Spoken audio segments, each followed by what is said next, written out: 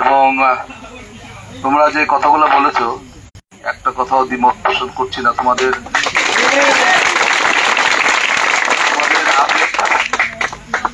আমি আমার শিক্ষক যারা আছে তাদের সাথে আমি অনেক তাদের সাথে আলোচনা করেছি এবং ইতিমধ্যে তোমাদের আসার আগেই আমরা আমাদের প্রফেসি ট্রেজারার বিভিন্ন পর্যায়ের শিক্ষকবৃন্দ তাদেরকে ডেকেছিলাম এবং তোমাদের বলার আগেই কিন্তু আমরা একটা তদন্ত কমিটি গঠন করেছি। আমি কখনো চাই না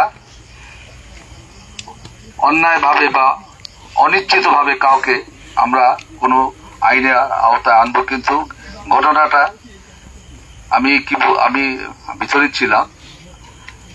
কিন্তু এই ছেলেটাকে আমি চিনি না, কখনো দেখিও নাই, কিন্তু এত তার মন মানসিকতা এবং আমাদের কয়েকজন শিক্ষিত তারাও কমপ্লেন করছে, তাদেরও নাকি বিভিন্ন সময় মারার হুমকি দিয়েছে এবং তেরেও গেছে। আমি শুনে আমি সত্যি মর্মাহত।